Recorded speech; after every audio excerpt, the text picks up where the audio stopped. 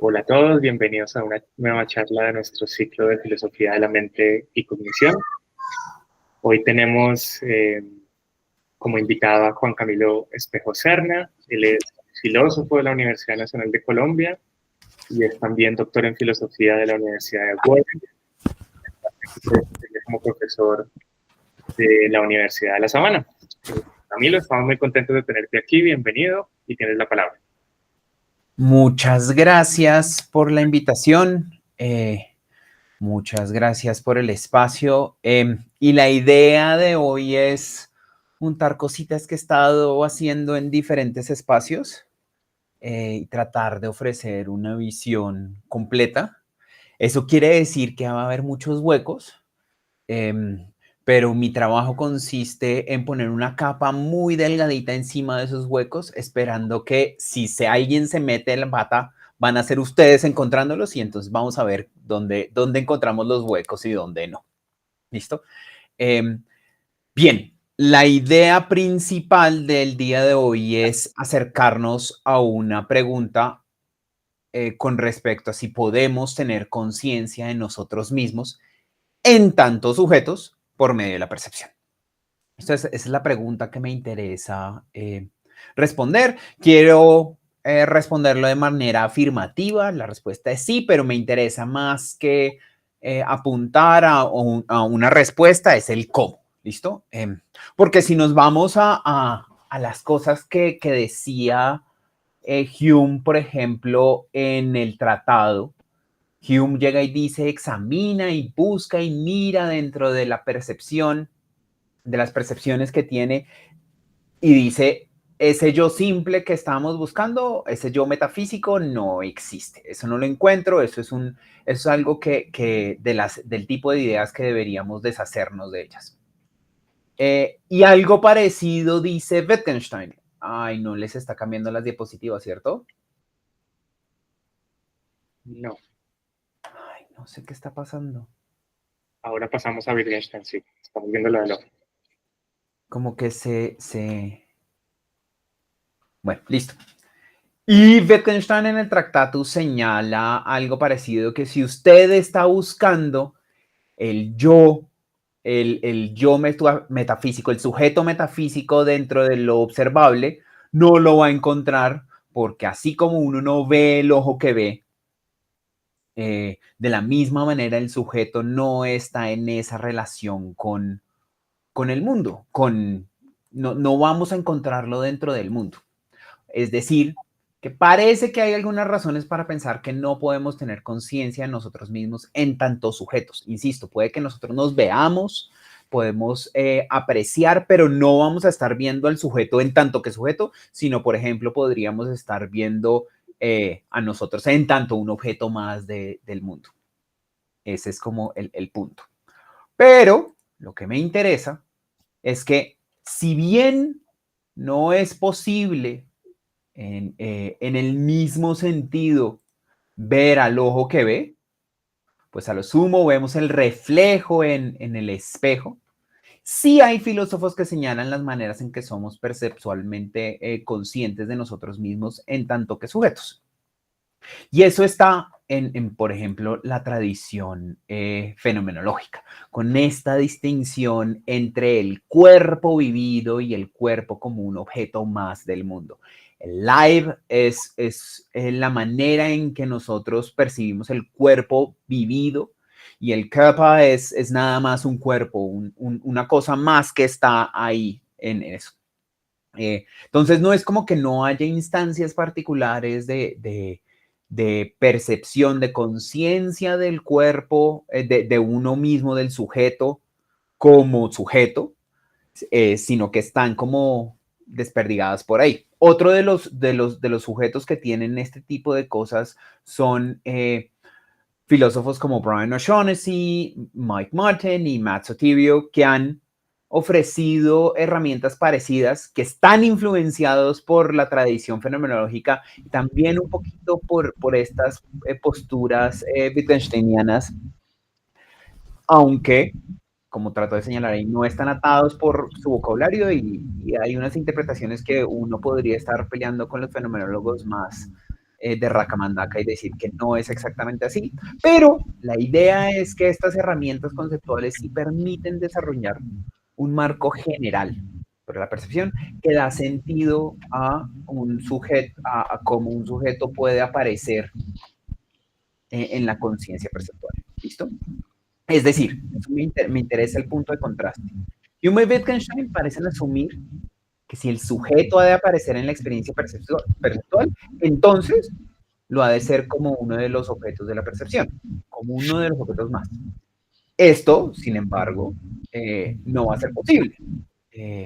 No podemos lograrlo de la misma manera. La presencia de un sujeto como sujeto en la experiencia perceptual no puede ser caracterizada directamente en términos de los objetos y las propiedades de las cuales vemos ahí. Nosotros no nos vamos a encontrar con un sujeto en tanto que sujeto en el mundo. Gracias. No sé si podrían silenciar, creo que es Andrés Felipe. Gracias. Y por eso les decía, como esta búsqueda de un sujeto de esa manera está condenada al fracaso. Siempre lo que vamos a encontrar va a ser objetos, van a ser objetos en el mundo. Entonces, el punto, sin embargo, es que si bien el sujeto no aparece como un objeto más de la percepción, el mobiliario del mundo y sus propiedades no son las únicas cosas de las que podemos ser conscientes perceptualmente. Por ejemplo, al ver un árbol frente de mí, no solo soy consciente perceptualmente de un árbol, sino también de la posición relativa a ese árbol. Ser consciente de un árbol frente a mí también involucra la conciencia de que yo estoy frente al árbol. Incluso, es decir, si la experiencia es transparente, si es diáfana y lo único que encontramos son objetos como parecen estar pensando Hume y Wittgenstein, al reflexionar sobre las maneras en que estos objetos aparecen, también podemos ser conscientes de algo más.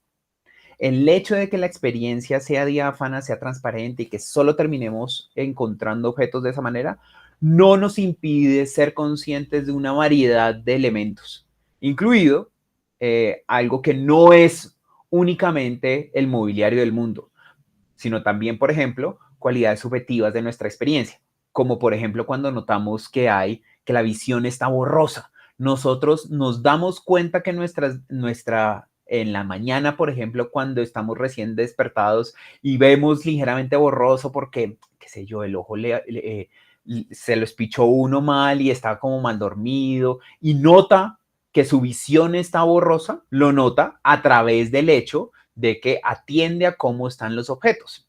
Los objetos se ven borrosos, pero uno a través de eso es que se da cuenta, uy, no, es mi visión la que está borrosa. Nos damos cuenta de características subjetivas de la experiencia, de la manera en que estamos sintiendo nosotros. Y eso es una cosa que me llama la atención y quiero explorar. En particular, en dos instancias. Una es en el caso de la percepción del propio cuerpo, en particular con ejemplos como dolor en el dedo pequeño del pie, ¿listo? Mejor dicho, que hay más de lo que podemos ser conscientes perceptualmente, se puede apreciar no solo en el caso de la visión borrosa, sino también en la manera en que el propio cuerpo puede aparecer en la percepción, donde se percibe no, ahí está, es el punto que estoy tratando de elaborar, no como un objeto perceptual más, sino como mi cuerpo. No es tanto una propiedad del mundo como que exista algo característico de mi cuerpo, sino más bien hace parte del tipo de relación que tengo yo con el cuerpo, que tiene el perceptor, ¿no? Eh, Al sentir dolor, no solo tengo una sensación localizada en una parte del cuerpo, sino que además me parece que ese dolor está localizado en un lugar que es mi cuerpo. Y esto se manifiesta de alguna manera al sujeto. Ahí viene la pregunta. ¿Cómo entender esa manera en que se manifiesta el sujeto? ¿Cómo es que la manera particular en que uno, en tanto que sujeto y sujeto corporal, se aparece a uno mismo en la conciencia, en el caso de la propiocepción. Y en el caso de la atención conjunta, tenemos una situación muy parecida. Es decir, el fenómeno que me interesa también se puede apreciar en en la manera en que otro sujeto aparece en fenómenos de atención conjunta. Al señalar, por ejemplo, la paloma que está montada en la bicicleta de mi hija, yo le llamo la atención y ambos nos quedamos observando por un rato al pájaro por esos momentos, y en ese momento estamos conscientes del mismo objeto, pero también hay una forma de reconocimiento mutuo de que los dos estamos atendiendo a lo mismo y que estamos plenamente conscientes de que uno está percibiendo con el otro. En este caso, en este tipo de casos, la persona se percibe, otra persona se percibe no solo no como un objeto del mundo más, sino como un coperceptor, es decir, también como un sujeto. Hay un reconocimiento mutuo de que el otro observa lo mismo y cada uno es consciente de que el otro está atento al mismo objeto y de que ambos son conscientes de esto. La pregunta es, ¿cómo podemos entender esto? Entonces, hasta el momento me interesa señalar la pregunta general. ¿Es posible encontrar al sujeto en tanto que sujeto en la experiencia perceptual? La respuesta sí. Pregunta, ¿cómo? Lo vamos a ver en la manera en que el sujeto, en tanto que sujeto, está presente en la experiencia corporal de la propiocepción, la manera en que percibimos nuestro propio cuerpo, no como una cosa que existe en el mundo, sino donde yo estoy, y como un sujeto, ya no el perceptor, sino un coperceptor, también aparece en la experiencia, en el caso de la atención conjunta. Entonces vamos a estar explorando estos dos casos. En particular porque lo que me interesan son el punto general. Me fascina esta idea, me causa como esta fascinación de que podamos ser conscientes perceptualmente de algo más que los objetos del mundo, atendiendo a los objetos del mundo, pero que estemos conscientes de los sujetos como límites en particular a nuestra experiencia perceptual. Así como lo sugiere Wittgenstein, hay una semejanza en la idea de que el sujeto, en el Tractatus, el sujeto es el límite del mundo. De nuevo, esto lo hizo Wittgenstein pensando en la estructura general del Tractatus. No lo está pensando en términos perceptuales, pero creo que si hay un sentido específico en que podemos ver en la experiencia perceptual al sujeto como un límite en la percepción. ¿Listo? ¿Por qué? Porque en el caso de la propiocepción, en el caso del dolor en el cuerpo, el cuerpo del sujeto aparece justamente como el límite en que las experiencias pueden llegar a sentirse. Uno no siente un dolor en cualquier lugar del mundo. Uno donde siente dolores es un lugar donde uno siente el dolor y lo siente como suyo. Vamos a ver matices de eso, pero ya vamos a discutir qué es lo que sucede. Y en ese sentido es que se sienten como propias, como mi dolor en el dedo pequeño porque me pegué contra la esquina del mueble.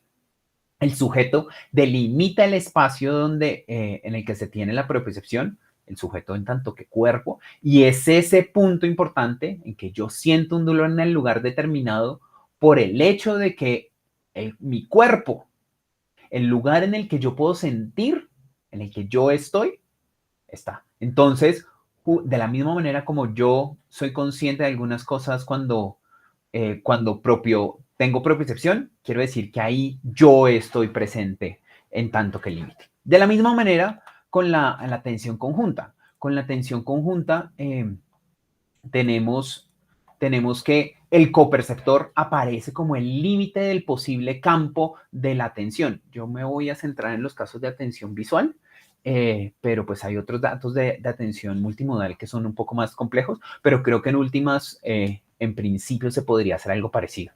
Y es que el coperceptor aparece como un posible límite a los espacios donde yo puedo atender dentro de este mismo fenómeno de atención.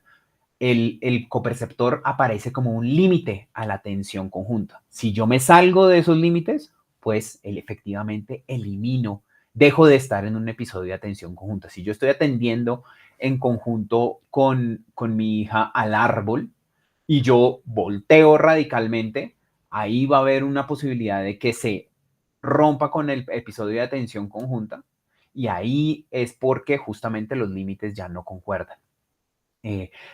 ¿Por qué? Porque el coperceptor, cada uno de los perceptores específicos, su orientación, sus capacidades perceptuales y otras propiedades mentales, determinan justamente las regiones del mundo en donde podría seguir sucediendo este episodio de atención conjunta.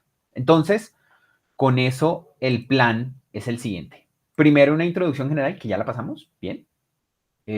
Después, el caso de la propiocepción y después el caso de la atención conjunta. ¿Listo?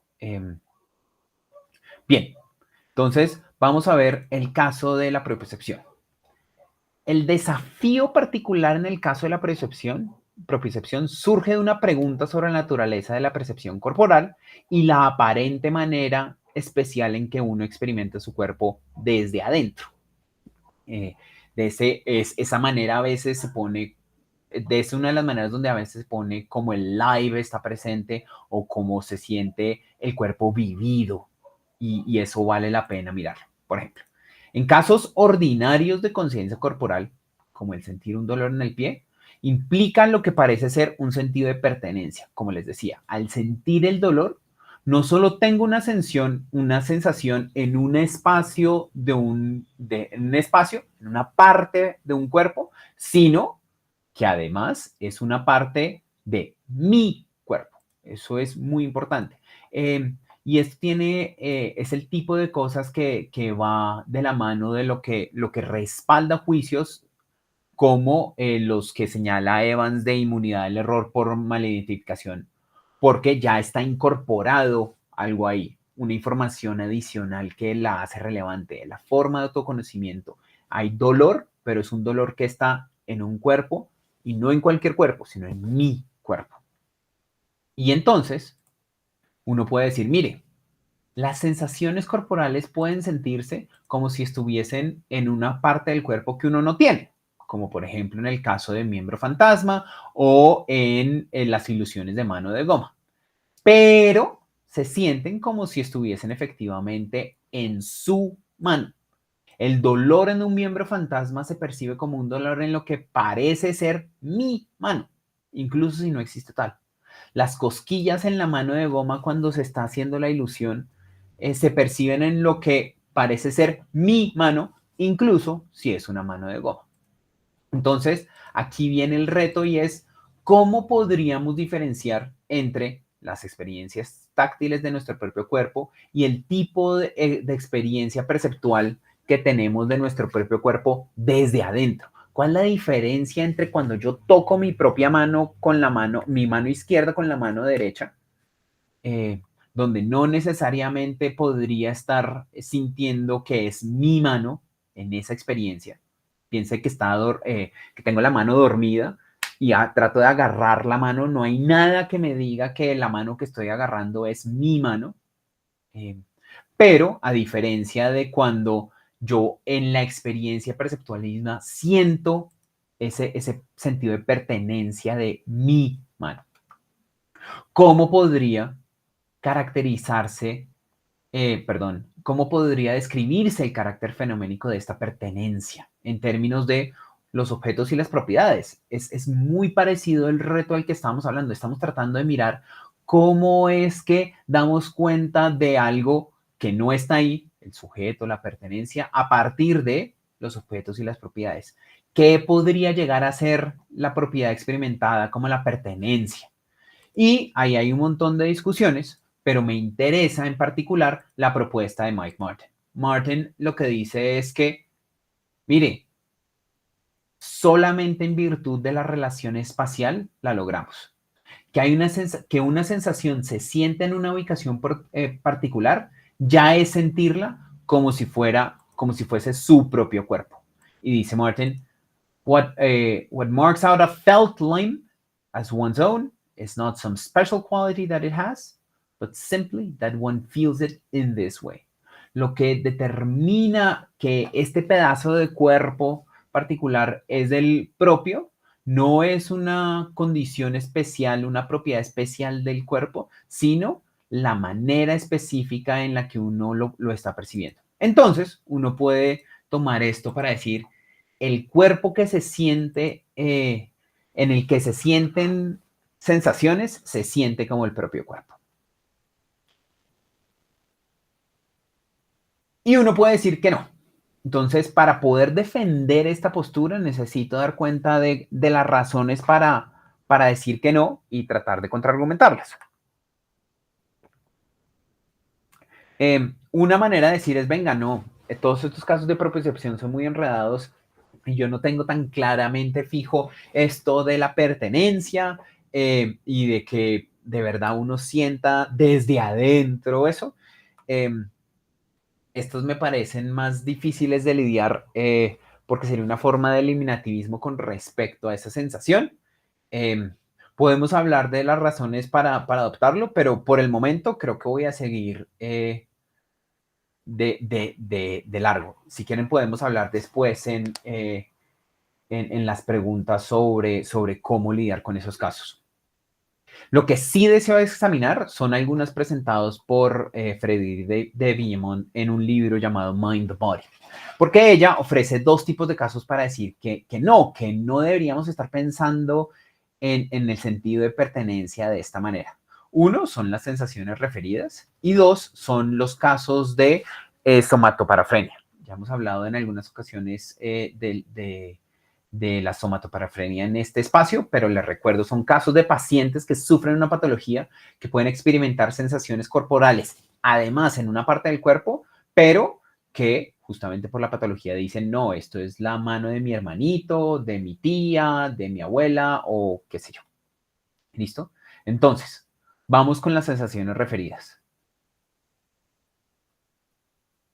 Parte de lo que señala de Vignemont es que cuando tenemos una percepción del cuerpo, estas también se pueden extender. Cuando hay usos de herramientas muy hábiles, como por ejemplo un soldado, hay una sensación de que, por ejemplo, es el arma, es la espada que atraviesa la carne viva de su oponente.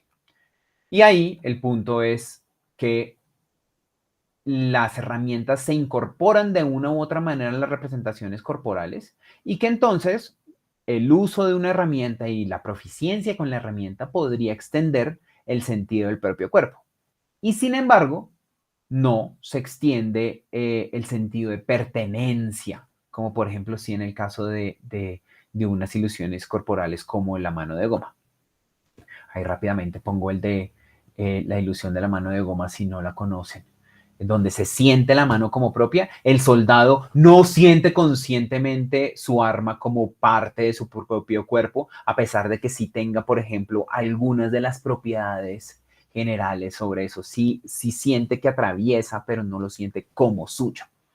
Esto de Vignemont dice, mire, esto es muestra de que debemos ser más cuidadosos con la manera en que entendemos la pertenencia. No deberíamos simplemente decir que porque se extiende de alguna manera lo logramos. El uso de herramientas muestra que es posible tener una sensación en una herramienta y que esto no venga con conciencia del propio cuerpo. Y entonces no funcionaría la idea de que justamente los límites de las sensaciones son los límites del propio cuerpo y cómo lo marcamos.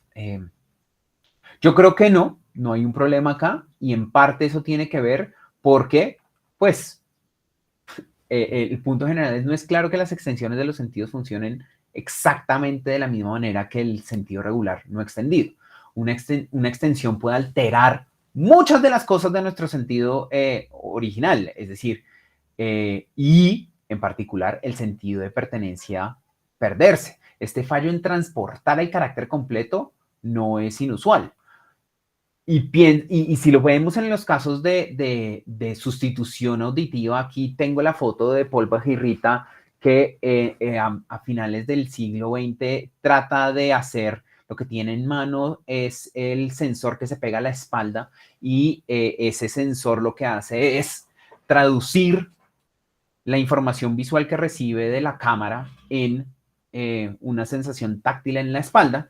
Y hay variaciones de esos, hay unas muy chéveres con audio, donde efectivamente se extienden las capacidades que se tienen. Por ejemplo, en este caso, estos sujetos no tienen las capacidades de ver, pero aprenden a, por ejemplo, ubicarse espacialmente como si estuviesen manejando un espacio visual. ¿Qué es lo que significa extender? Los reportes particulares parecen apoyar la idea de que reconocen una variedad de objetos ordinarios, se señalan en el espacio, incluso pueden agarrar, indican tamaño absoluto y distancia del sujeto. Incluso hay algunos que narran en el momento donde dicen están lavando los platos y dicen que tienen una percepción del 3D del entorno. Y eso es un montón de lo que se nos ofrece en la experiencia visual. Y pues, si hay un buen caso de extensión genuina, de una extensión robusta y firme, son los casos de sustitución espacial. Pero, pues, no tienen una de las características que uno diría esenciales de la experiencia visual. No perciben colores. O si quieren, de pronto, uno podría poner a identificar la cámara, uno puede poner en uno de las herramientas, uno podría ponerle a decir, identifíqueme el color predominante, pero pues eso no es la manera de percibir el color que nosotros tenemos. Y ahí uno podría sacar del cajón de los tiliches el tipo de experimentos mentales que sacaba Jackson para señalar que hay algo particular en el carácter fenoménico de los colores que de pronto no se puede traducir. Independientemente de qué tanto podríamos decir, parece que sí hay algo importante en que uno puede extender sin que extienda la totalidad, mostrando, por ejemplo, que puede extender la capacidad visual de estas personas de 0 a mucho más, pero no se está extendiendo, se pierde parte del carácter usual, a saber, los colores. Entonces, uno puede decir, mire, incluso si el uso de herramientas extiende nuestra capacidad de tener sensaciones corporales, no hay razón para pensar que en el caso de la espada, de las herramientas, de todos estos casos que señala de Viñamón, también se extendiera el sentido de pertenencia. Entonces, no necesariamente vamos a pensar que en este caso logramos el objetivo de Viñemont. Entonces, no tenemos la evidencia de las sensaciones referidas, no decide a favor de la respuesta de Viñemont. El caso de la somatoparafrenia es obviamente más enredado. Y aquí el punto son pacientes que cuando se les pincha la mano, sienten dónde está, pero, por ejemplo, dicen, venga, tengo este dolor todavía muy agudo en la prótesis. ¿Cuál prótesis? Esta prótesis que tengo acá. Los doctores me la pegaron esta mañana y pues todavía me duele cuando me la van a quitar. Lo que están hablando efectivamente no es de una prótesis, sino de su propio cuerpo, pero sienten efectivamente dónde es que está, pero no la sienten como propia. Entonces, estos casos supuestamente presentan un contraejemplo a la postura que dice que la pertenencia corporal se puede entender en términos de los límites específicos donde está el cuerpo, sin agregarle casos más, porque justamente estos sujetos perciben el dolor, lo perciben en una mano específica, pero niegan que la mano en la que están sintiendo el dolor sea la propia. Parecen sentir dolor como si estuviese en el cuerpo de otra persona o en una prótesis o algo así. Es decir, son conscientes de dolor en una parte del cuerpo, pero no son conscientes de ese dolor en esa parte del cuerpo como siendo suya. Y recuerden que justamente esto es lo que estoy tratando de mirar para ver si logramos dar cuenta de que el sujeto está ahí en la propiedad. No es un cuerpo más, soy yo. Entonces, algunos lo reportan en prótesis, otros en un familiar o en el examinador, etc. De nuevo, la clave está en tratar de decir que hay unas cosas que se pasan y otras cosas que no. La evidencia lo que muestra es que tiene algo del carácter espacial, pero no tiene el carácter espacial completo. Y voy a tratar de explicar por qué. Para verlo, necesitamos distinguir entre dos aspectos de la conciencia espacial corporal. Por una parte, aunque los pacientes de somatoparafrenia tienen alguna conciencia de las propiedades espaciales de sus sensaciones corporales, voy a tratar de minimizar esto para que... Uy, mucho.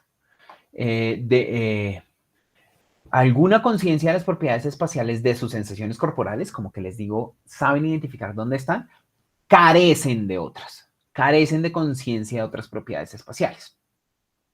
Por ejemplo, en los casos ordinarios no hay duda sobre por qué la experiencia corporal se percibe dentro de ciertos límites. ¿Por qué no siento un dolor como 3 metros más adelante? Esa es una pregunta muy rara, pero sí hay un sentido de que los límites de la experiencia corporal son los del cuerpo sentido. Es decir, los límites no son solo sentidos como siendo los mismos del cuerpo que siento, sino más bien constituidos por ellos, no son gratuitos. Uno percibe los límites de la posible experiencia en la medida en que hay un sentido en que los límites están establecidos por el propio cuerpo. Entonces, y eso marca una sensación diferente porque en los casos ordinarios tenemos, uno, la ubicación de la sensación particular, pero también el hecho de que esa sensación corporal está dentro de los límites en los que podrían llegar a ser sentidas una percepción, sentir algo en un cuerpo. En el caso de la somatoparafrenia, los sujetos carecen de un sentido de los límites de la posible sensación. Eso es lo que quiero afirmar. No hay sentido de por qué la sensación se siente aquí o allá y no, por ejemplo, como les decía, a 3 metros de distancia. ¿Por qué si es la mano de la prótesis, por qué me duele la prótesis que está aquí en esta posición y no una prótesis que está por allá guardada? ¿Cuál es la razón? Claro, no es que tengan como una elaboración de esto, sino tratar de sentir la manera en que la ubicación determinada por la región en el espacio ocupada por el cuerpo hace parte de lo que perciben. Es un caso donde en esta patología la estructura espacial de las sensaciones corporales está vinculada al cuerpo sentido porque efectivamente sí lo sienten, pero no está presentada como tal. Los sujetos no se encuentran a sí mismos en las maneras en que está limitada estructural esa percepción espacial. No se presenta como tal. Por eso deja el espacio para la confabulación sobre a quién le pertenece. Por eso dicen posiblemente una prótesis o es de mi sobrina y etc. Entonces, en estos casos, más bien lo que sucede es que son casos donde los sujetos tienen una limitación de su sentido espacial. No tienen la información espacial completa porque no tienen aquello que determina dónde es que puedo sentir yo mi propio cuerpo. La conciencia corporal ordinaria es la conciencia de una sensación, sí, en una región del espacio, sí, pero además esa región del espacio se percibe no como cualquier lugar, sino hace parte de un espacio más amplio determinado por mi propio cuerpo. Hay una sensación de que la razón por la cual me duele, tengo dolor en una mano, es que el dolor que está en esa mano es el dolor de mi mano en mi cuerpo. El espacio donde yo puedo sentir dolores está determinado por el propio cuerpo. En ese sentido estoy ya ahí presente. Los pacientes con somatoparafrenia pueden tener conciencia de una sensación, incluso pueden tener conciencia de propiedades espaciales, porque las puede identificar dónde es que están, pero este espacio no se percibe como parte de un espacio más amplio determinado por su propio cuerpo. Su sentido de su cuerpo es parcial, ya que no tiene justamente el sentido de los límites de las posibles sensaciones. Carecen de una forma de conciencia de sí. Por eso es que les quería decir que justamente estos ejemplos me sirven para mostrar cómo ver que la conciencia de sí en la experiencia perceptual se entiende a partir de los límites de las posibles sensaciones. Veamos ahora el caso en la atención conjunta. ¿Qué es la atención conjunta? Vamos con un ejemplo. Un padre y su hija construyen una torre con bloques de madera, atienden a los bloques, a la torre y son mutuamente conscientes de su atención. Piensen en ese caso como un caso de atención conjunta. Y más elaboradamente, uno puede decir la atención conjunta es un acontecimiento mental en donde dos o más sujetos atienden a lo mismo y además esto se les manifiesta de nuevo de alguna manera a estos sujetos. Me interesa ese de alguna manera. Si yo les estaba señalando que hay alguna manera en que en la percepción aparezco yo y que luego lo desarrollamos para tratar de ver que la manera en que yo aparecía era como los límites de esa sensación, de la misma manera, lo que voy a tratar de hacer en esta parte es mostrar cómo, es sugerir cómo la manera en que los sujetos aparecen dentro de la experiencia es como límites. Cuando reflexionamos sobre nuestra experiencia singular, como les decía al comienzo, encontramos a los objetos mismos. Y esto ofrece una primera motivación para pensar que la experiencia misma está constituida, al menos parcialmente, por los objetos y sus propiedades. Pero un coperceptor no aparece como un sujeto más en la escena.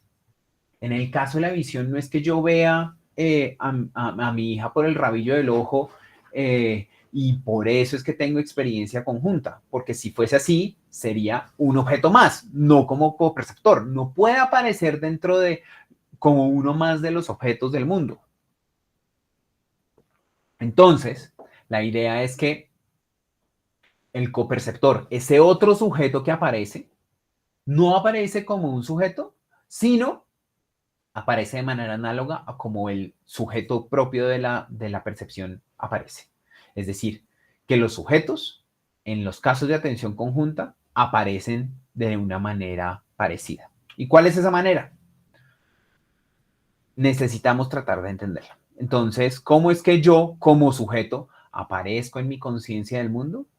Lo podemos tomar en el caso de la visión. Recuerden con lo que empezamos con el caso de Hume.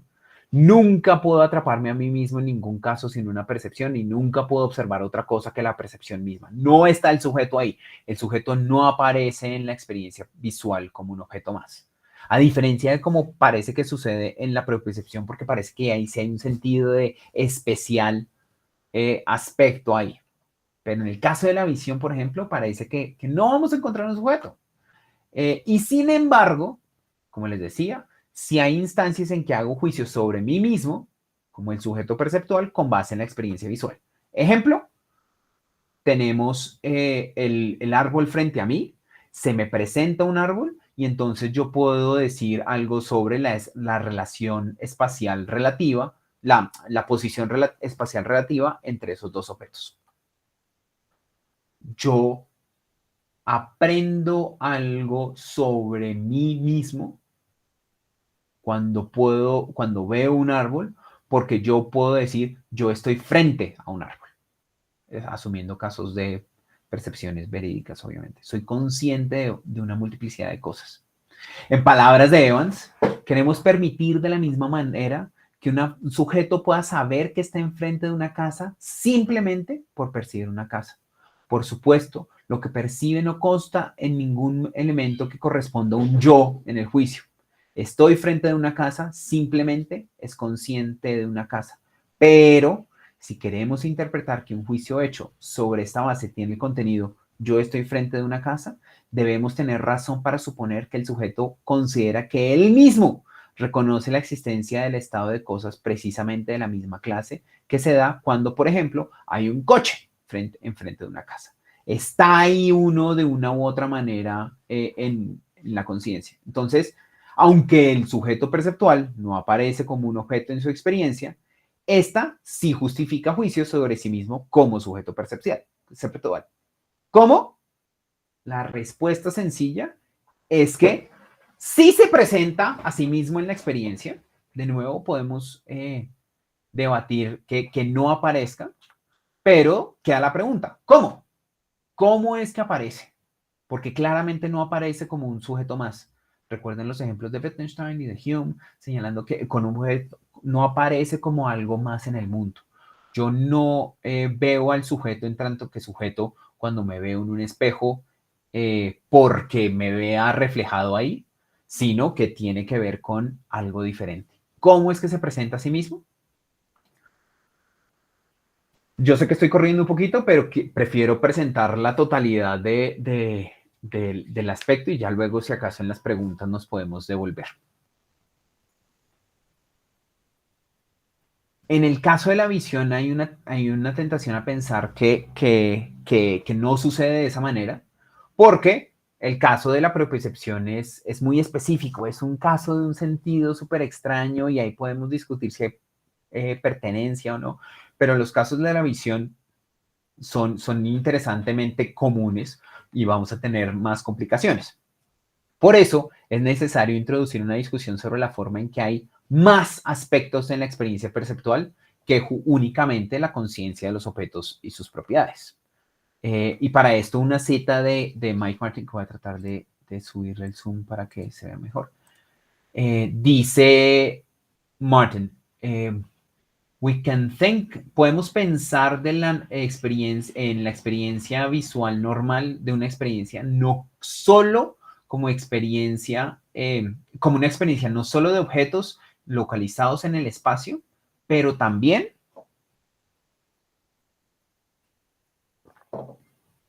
de un espacio dentro del cual están localizados. El espacio hace parte de la experiencia en tanto que uno está consciente de una región como la potencial ubicación de objetos de la visión. Eso no es decir que uno puede experimentar todas las subregiones del espacio visual al mismo tiempo. Por ejemplo, las partes de atrás, el frente de los objetos oculta la parte de atrás y algunos se ocultan entre ellos y demás. El hecho de que el espacio esté ahí no quiere decir que yo pueda tener conciencia de todo ello. Pero el punto es, las áreas ocultas del espacio visual cuentan como parte del espacio visual en el sentido en que uno podría llegar a ser consciente de algo en esa ubicación sin alterar los límites del espacio visual particular. Por ejemplo, un área puede ser vista simplemente porque se mueve uno de los objetos, sin estar cambiando yo. No estoy cambiando el campo de la visión particular. Entonces, ¿por qué me interesa esto? Porque podemos darle sentido a la idea de que en la experiencia visual estamos conscientes de los objetos, de sus propiedades y también, de alguna manera, de una región espacial. Pero la forma en que somos conscientes de los objetos y sus propiedades no es la misma en las que somos conscientes del espacio. Los objetos y sus propiedades se experimentan directamente en la conciencia, pero la región especial solo en la medida en que hay o potencialmente habría objetos. Porque, como les decía, justamente no puedo ver el espacio, la región espacial, si hay algo que me lo impide, pero puedo entender, uno es consciente que hay una variedad de cosas detrás de eso, incluso si no está. En palabras de Soterio, el carácter consciente de la experiencia visual normal no solamente está determinado por los tipos de objetos y eventos que uno aparentemente es consciente en esa experiencia, también está determinado, al menos en parte, por la forma en que la conciencia visual de esos objetos y eventos está estructurada por un espacio particular, por unas competencias, por unas capacidades específicas. Entonces, cuando Martin dice que en la experiencia visual uno puede ser consciente de regiones del espacio en donde nada es experimentado, pero donde algo podría estar potencialmente, tenemos ahí una afirmación sobre la forma en que nuestra experiencia está espacialmente estructurada. Soterio lo ponía en forma de la estructura, yo lo estoy agregando que es la estructura espacial particular. Y al reflexionar sobre esta estructura espacial, podemos apreciar que tenemos un sentido de que vemos una parte del mundo que no solo depende de cómo es el mundo, sino también está determinada por nuestras propias capacidades y limitaciones sensoriales. Eso lo voy a decir de nuevo un poco más lento. Cuando atendemos a la manera en que aceptamos esta estructura espacial, nos damos cuenta que esto que estábamos diciendo sobre las regiones del espacio en las que somos conscientes o no, de ahí mismo estamos conscientes sobre nuestras propias capacidades y limitaciones sensoriales. Al percibir visualmente, somos conscientes también no solo de los objetos, sino de una región del espacio que está determinada por nuestras propias capacidades y limitaciones sensoriales. Al mirar hacia el frente, puedo ser consciente de cómo mi experiencia presente está limitada, que hay un espacio más allá de lo que veo y lo que podría tener experiencia directa si, por ejemplo, cambiara mi punto de vista, si cambiara la manera en que yo me estoy relacionando dadas mis capacidades propias. Piensen en qué tan diferente es el espacio visual de una vaca que tiene los ojos hacia los lados y casi que tiene 360 a el espacio visual de seres humanos como nosotros que tenemos los ojos hacia adelante. Eso depende, eso marca las regiones del espacio y es una manera de caracterizar nuestras propias capacidades y limitaciones sensoriales. Entonces, eso para poder apreciarlo vale la pena contrastar 3 casos, porque no estoy pensando en cualquier tipo de limitaciones. Es decir, yo puedo pensar en el caso donde tengo la experiencia de un objeto en el espacio, pero también puedo tener la experiencia de la ausencia de objetos. Por ejemplo, que en este momento a mi derecha no hay nada, pero también diferenciarlo de la ausencia de experiencia, la relación en la que estoy con el espacio detrás de mi cabeza. Esos 3 espacios, el espacio en el que está un objeto, el espacio donde no hay un objeto, pero podría estarlo, y el espacio donde no tengo ningún tipo de experiencia, la relación en la que estoy con el espacio detrás de mi cabeza. Esto me sirve para motivar las diferentes maneras en que nos relacionamos con el espacio perceptual y que al atender a los objetos de la experiencia podemos empezar a ver cómo, venga, fíjese que no es lo mismo la experiencia de la ausencia de objetos enfrente, que yo soy consciente de que no hay nada enfrente mío y de la pantalla, porque lo tendría que quitar, a lo que sucede con, por ejemplo, la ausencia de experiencia, que yo en este momento no tengo una experiencia de un objeto detrás de mi cabeza, no porque no haya un objeto, sino porque yo no tengo la capacidad de experimentar nada detrás de la cabeza. No hay una ausencia, una experiencia, una ausencia de objetos, sino en el caso de la ausencia de la que estoy en el espacio detrás de mi cabeza, es una ausencia de experiencia. Yo no tengo ahí eso. No es lo mismo experimentar un espacio vacío que no experimentar nada. La diferencia consiste en que al experimentar un vacío, como el que está entre mi cámara y yo en este momento, tenemos también una experiencia de nosotros mismos, o sea, hay un sentido del sujeto, de nuestros límites sensoriales, mientras que en el segundo, pues no hay nada, yo no tengo experiencia de atrás. Al menos recuerden que estamos pensando en el caso de la experiencia perceptual. Aquí me interesa ver esto porque lo que he estado tratando de motivar es la manera en que nosotros en la experiencia perceptual tenemos experiencia de nosotros mismos. ¿Cómo? Como límites, como los límites, más exactamente los límites sensoriales. Así, en la experiencia visual tenemos conciencia de objetos y sus propiedades, pero también de nosotros mismos. ¿De qué manera? En la medida en que tenemos conciencia de nuestras capacidades perceptuales, de los límites y los alcances. Con esto quería motivar la idea de que, bueno, en la percepción usual podemos tener esos límites de nuestro campo sensorial y que es diferente de la manera en que experimentamos objetos y sus propiedades. Y eso hace parte de, esa forma de conciencia hace parte de la manera en que yo como sujeto aparezco para mí mismo en mi experiencia visual. Y yo quiero agarrar este trabajo que hemos estado haciendo sobre la manera en que las límites y capacidades de mi experiencia visual se me es presente de maneras en que aparece en la experiencia, para decir, en la atención conjunta sucede igual. Es decir, en la atención conjunta, el coperceptor no aparece como un objeto más en el rabillo del ojo, sino que aparece como otra fuente de limitación de la experiencia. Ya no como un objeto más, sino como algo en virtud del cual se está también limitando mi experiencia. El coperceptor se manifiesta en la atención conjunta como otro sujeto, como una segunda persona involucrada, como algo que también limita mi atención conjunta. De la misma manera en que yo y mis capacidades y límites perceptuales limito mi percepción visual, de la misma manera yo y mi coperceptor limitamos la atención conjunta en un caso de visual. Al reflexionar sobre la estructura espacial de la atención conjunta, podemos apreciar que tenemos conciencia de que vemos un espacio del mundo determinado por nuestras propias limitaciones, como les decía, pero también las de nuestro coperceptor.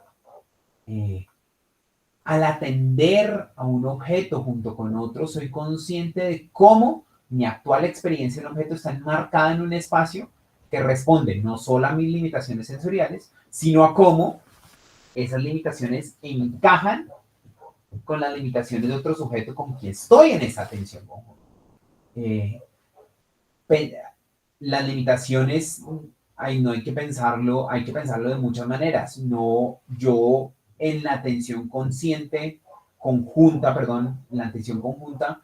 yo para mantenerlo tengo que estar consciente y estar regulando y estar mirando cómo es que la diferencia de estaturas entre mi hija y yo va también a afectar la manera en que se da este episodio perceptual. La atención conjunta es un acontecimiento mental en donde dos o más sujetos atienden a lo mismo y esto se les manifiesta de alguna manera, y la manera en que debemos entenderlo es que el coperceptor aparece como un sujeto que también está limitando la experiencia en ese momento. La estructura misma de la atención conjunta, sus límites y alcances, está determinado por los dos sujetos, dos o más, que están en esa experiencia. Y la conciencia mutua, justamente, es la conciencia de esos límites la conciencia de esos límites en los que aparece el coperceptor para cada uno de los perceptores. El punto que he tratado de presentar tiene que ver con darle sentido a la idea de un sujeto en la percepción como límites. Tratando de presentar los ejemplos, fui por algunas de las maniobras argumentativas un poco muy rápido, pero quería presentar la totalidad para ver que no es para un casito particular, sino que nos sirve para entender mejor cómo es que el sujeto puede aparecer en una experiencia perceptual. No solo en los casos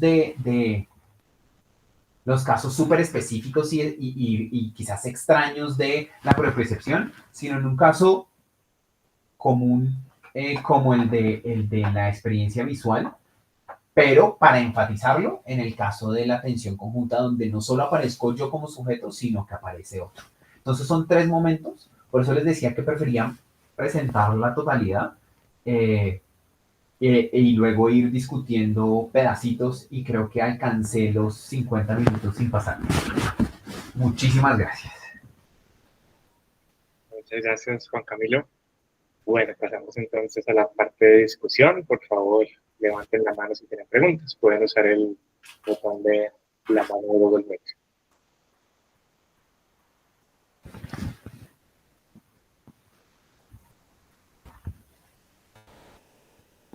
Mientras se animan, yo voy haciendo una pregunta, o no vi que alguien levantó la mano, o amagó levantar la mano. Pero no vi quién fue. ¿Alguien alcanzó a ver? No. Ok, bueno, voy haciendo una pregunta entonces yo mientras tanto. Juan, algo que yo no he entendido muy bien en las discusiones y que me parece que está presente en los diferentes casos que describiste, es cómo se traza aquí la frontera entre lo cognitivo y lo experiencial. Me parece algo que es muy oscuro.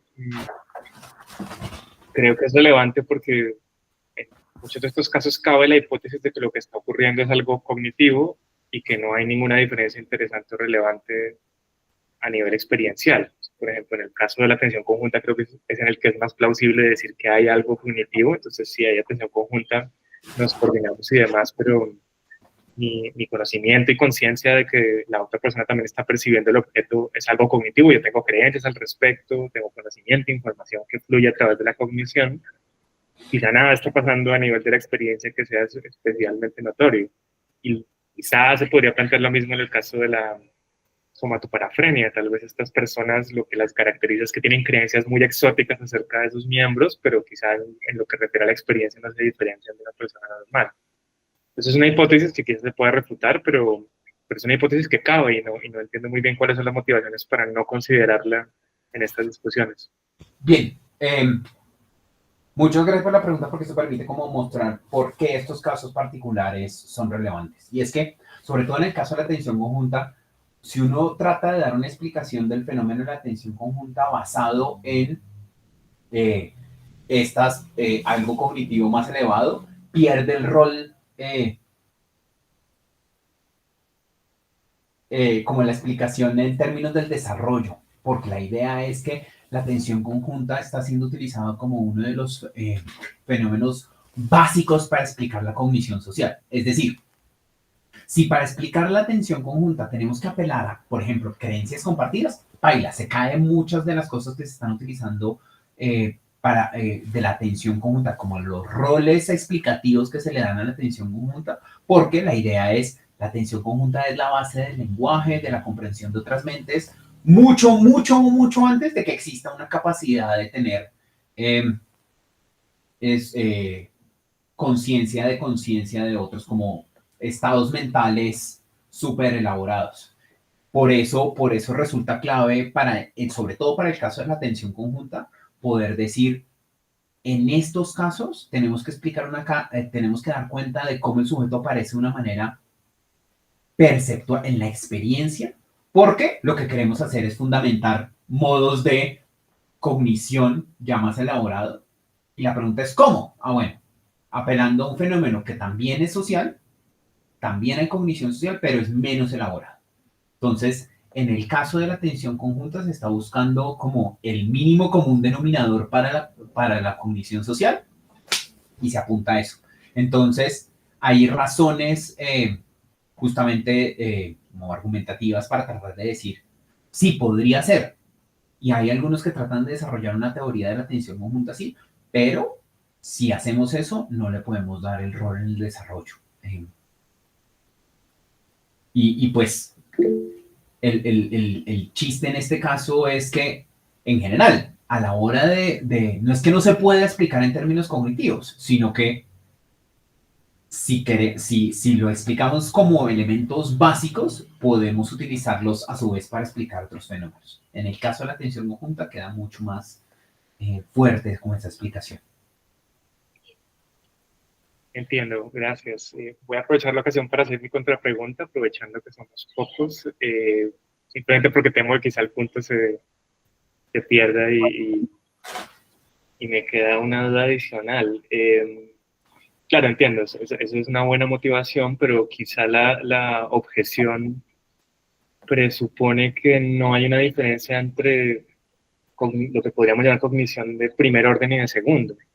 Pues sí, los sujetos adultos tenemos, además de la capacidad de tener creencias, también tenemos cognición de segundo orden y sabemos que tenemos esas creencias y demás.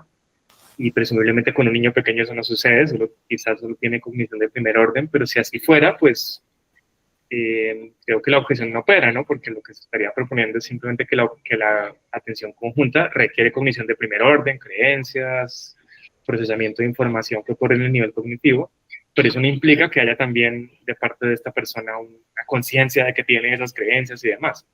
Pues quizás no es algo tan sofisticado cognitivamente como para que un niño pequeño no lo pueda tener. Uy, no entendí esa parte.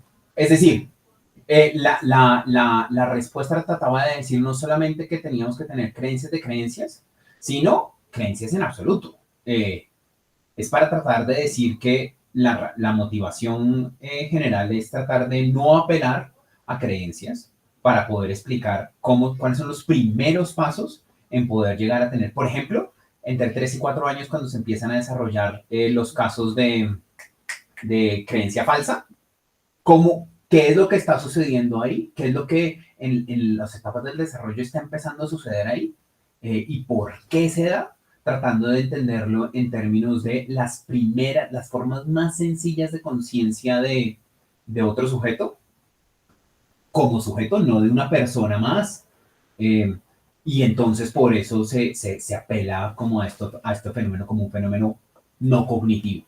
Ya luego si uno puede, como que pensé que era la otra pregunta, si uno tiene como aproximaciones en activistas donde toda esta barrera se desdibuja, ahí como podríamos tener otra discusión, pero si uno mantiene alguna forma de esa barrera, la idea es, no, esto es un fenómeno básico, como para explicar el tipo de salto que sucede en el desarrollo entre 3 y 4 años, cuando empiezan a poder desarrollar el hecho de que en los casos de creencia falsa, así, David cree que el muñequito está acá y diferenciarlo de dónde está, lo que saben ellos. Que eso no necesariamente se tiene que dar cuenta en términos de creencias de segundo nivel, pero sí requiere como algo mucho más elaborado. Parece que una de las razones es tratar de explicar ese tipo de fenómenos. Pero por eso el reto en este caso es cómo demonios es que aparece el otro sujeto. ¿Cómo es que podemos evitarlo? Porque si usted le mete algo cognitivo, pierde todo este poder explicativo. Y entonces hay algunas explicaciones que se van a lo subpersonal. Entonces tratan de ponerlo en ese tema. Pero en ese momento perdimos el fenómeno cognitivo. Entonces trata de estar entre estas posturas y la propuesta de Campbell, por ejemplo, es decir, no, nada, igual, esto es un fenómeno básico. Es un fenómeno básico donde empezamos en una triada. Mi punto ha sido como, incluso si aceptamos que es un fenómeno básico perceptual, que es una triada de relación entre el mundo, el sujeto y otro sujeto, tenemos que dar cuenta de la manera en que un sujeto aparece en la conciencia. ¿Cómo? Y la apuesta es lo más poquito que se pueda. Y lo más poquito que se propone es con esta manera de ver que el sujeto aparece en tanto que limita. Muy bien, le doy la palabra a Alejandro. Ok, ¿me escuchan? Sí, Alejandro. ¿Qué más? Ah, bueno, bien, ¿cómo van?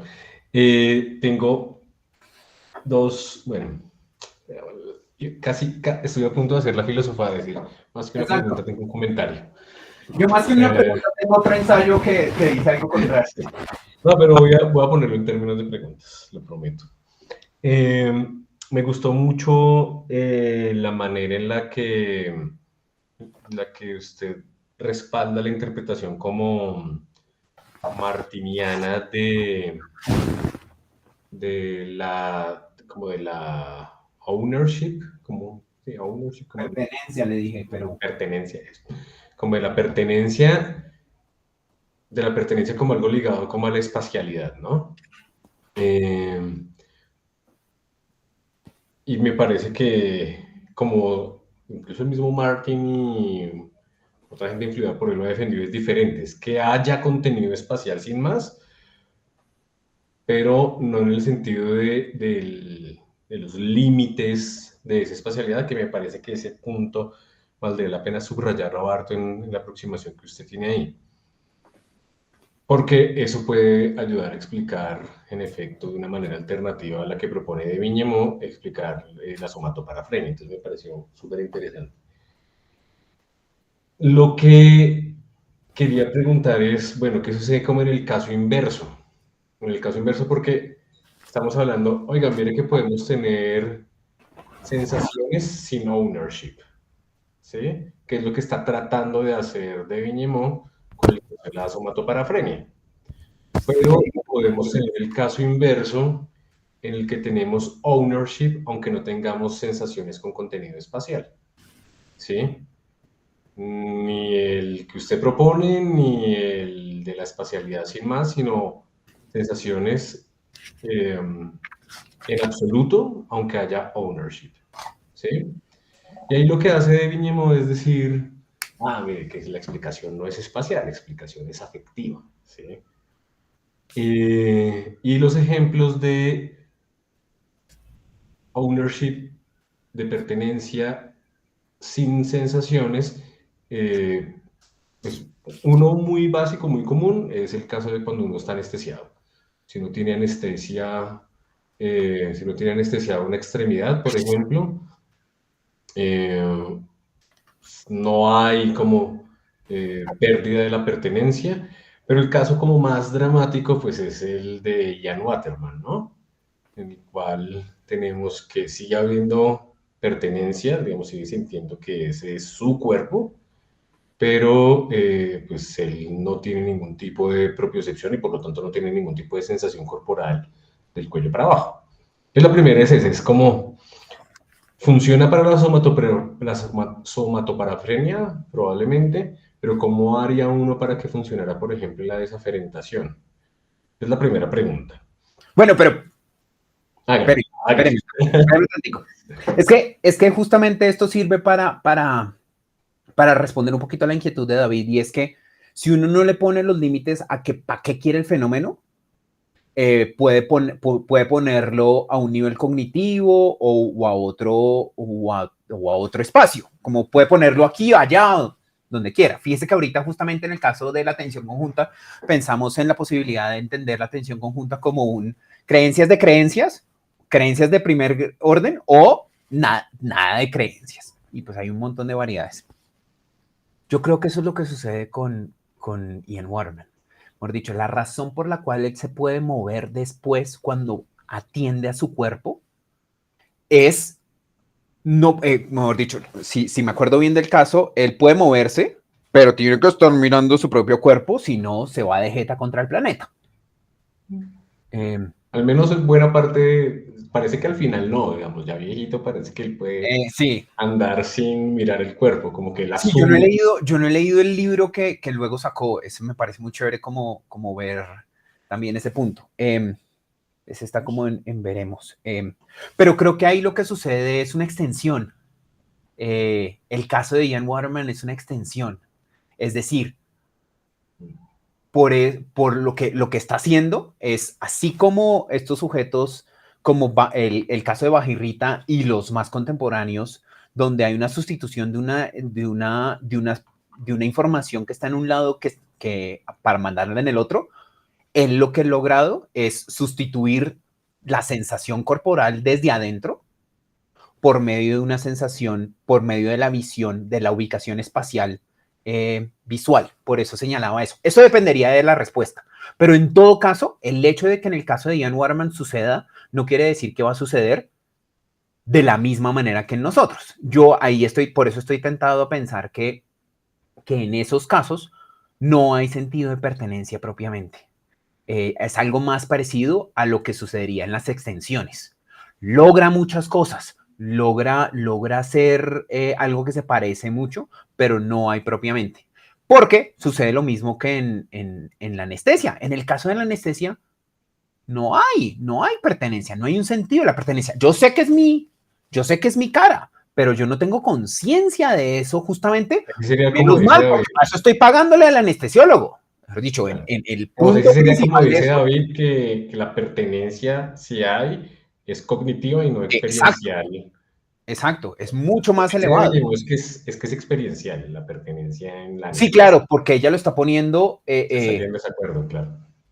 ahí tendríamos que ver, pero porque necesitamos explicar también lo que sí puede hacer, sobre todo Waterman, porque ahí en el caso de la anestesia, como que puede ser un Sí, poquito ahí, débil, y ya, pero en el caso de Waterman tendríamos que explicar también cómo es que sucede, y por eso es que me parece que la explicación de la extensión no solo funciona para darle respuesta a lo que está diciendo de Villemón ahí, sino que también sirve para explicar estos casos. Por eso quería presentar como todo para luego pegarnos en los detalles. Porque creo que justamente lo que está haciendo Waterman es una extensión de su percepción. Él tiene una sustitución sensorial de su propiocepción. Lo que logró hacer sería como mi respuesta en una sola oración. Ok, bueno, está interesante. Está interesante. Está interesante. No, digamos, Sí, es defendible, ciertamente, pero ¿puedo hacer mi segunda pregunta o aprovechando que no somos tantos? Vale. La segunda tiene que ver con la manera en la que usted propone el asunto de la relación conjunta, perdón, atención conjunta, la atención conjunta y como la aparición de la experiencia del otro, ¿sí?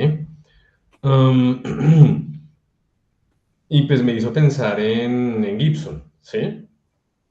Entonces, él es uno de los que respalda esta idea que usted también adhiere con respecto a que en la experiencia no solo aparecen objetos, ¿sí? Objetos como, sí, eso, como cosas que no soy yo.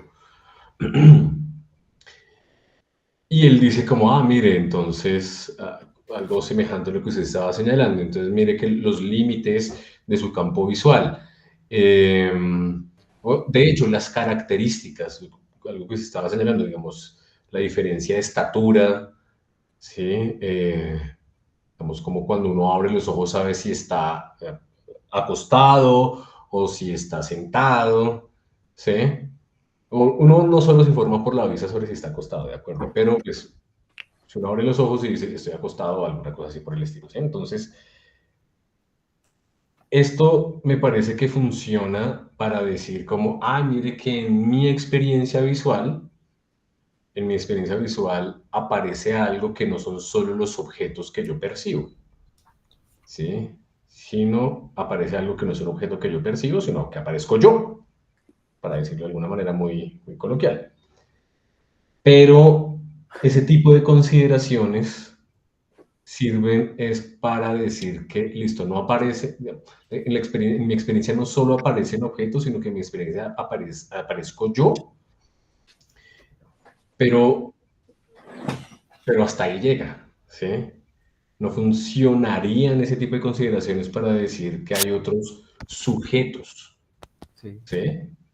Entonces mi pregunta es, ¿cómo hace uno para que esas consideraciones para decir, en mi experiencia visual no solo hay objetos, en mi experiencia visual también aparezco yo, cómo uno podría extender esos argumentos, esas consideraciones para decir que en mi experiencia visual no solo aparecen objetos, aparezco yo, sino que aparecen otros sujetos? Listo. Pero que no había notado esa parte. Y los sujetos. Y David. Y cognitivo. Y desarrollo. Bien. Este proyecto se me está saliendo de las manos porque se junta con otro montón de cosas, pero más o menos lo que usted está diciendo es que los enactivistas o posiciones más o menos enactivistas van a decir, ¿usted por qué está haciendo esto? ¿Usted por qué está haciendo esto? Porque, como en la experiencia, todo es a punta de yomiyokis y relaciones mucho más menos divididas entre sujeto-objeto, pues obvio que va a aparecer el sujeto, hermano. Claramente sí. Siempre aparece en tanto que lo que usted está diciendo depende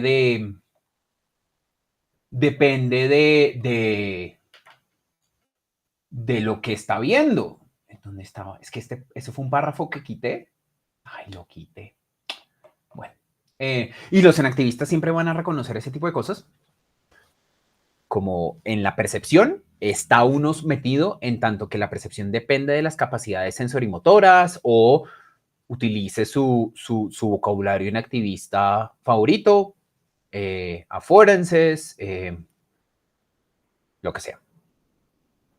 Pero el punto también tiene que ser por eso es, incluso si uno acepta que la experiencia es de objetos y sus propiedades, principalmente uno percibe otras cosas. Y es ahí donde el gibsoniano me va a decir como, bájeme de este bus porque yo aquí no me monto. No necesariamente vamos a ir con esto. Por esto trata de aceptar, fíjese que esto trata de aceptar un modelo desde Mike Martin y estos relacionalistas ingenuos de la percepción que tratan de señalar como principalmente la experiencia perceptual es una relación consciente con el mundo. Punto. Nada de relaciones sensorimotoras, capacidades sensorimotoras generales que dependen del sujeto. Y yo lo que estoy tratando de hacer es extraer un poquito eso para señalar que incluso en sus propios términos sí están hablando de límites. Y esos límites son los límites de las capacidades sensoriales. Entonces, dicho eso, para responder el gibsoniano va a decir, su estrategia no me convence por dos razones. Una, porque empezó a hablarme de otras cosas. Así no funciona la percepción en el caso sencillo. Y ya. Y prueba de ello es que en el caso de la atención conjunta tampoco va a lograr describirlo de esa manera.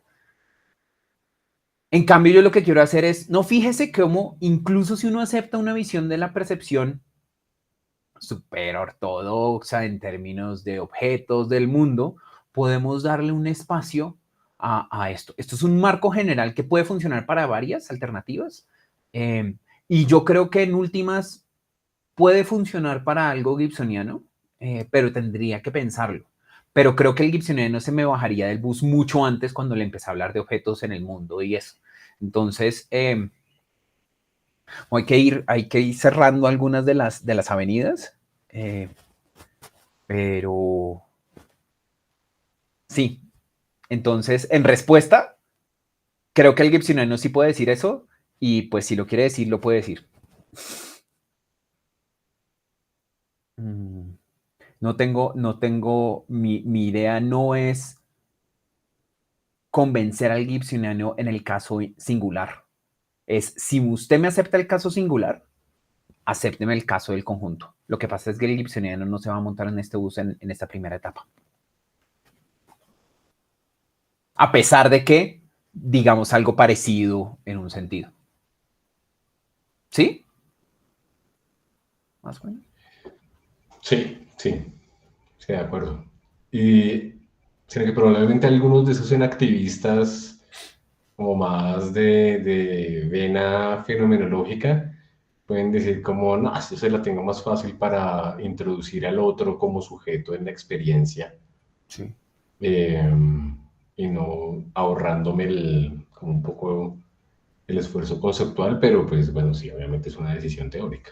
Exacto, sí, por eso creo que se conectaban la pregunta de David y la suya, y es, esto tiene otros roles en cómo nos aproximamos a la experiencia, las propiedades, por eso señalaba como, sí, los fenómenos nos hablan del live y el Körper y cómo nos relacionamos, pero también desde otra alternativa también podemos dar cuenta de eso, aunque como me han dicho los fenomenólogos, es demasiada maniobra conceptual para decir algo que ya Husserl y amiguitos Exacto, hicieron. exacto. Es hacer así para rascarse acá.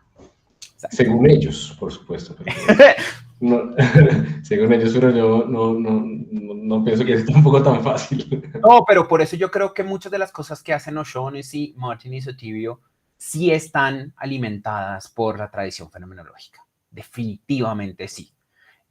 Solo que sí se separan del vocabulario y en ese sentido y tratan de darle un sentido más anclado en el sentido común, pero eso tiene su costo. Es que para lograr dar cuenta en el sentido común de algo sencillo, terminamos dando esta vuelta. Pero pues es elaboración conceptual para respetar el punto de partida del sentido común ordinario.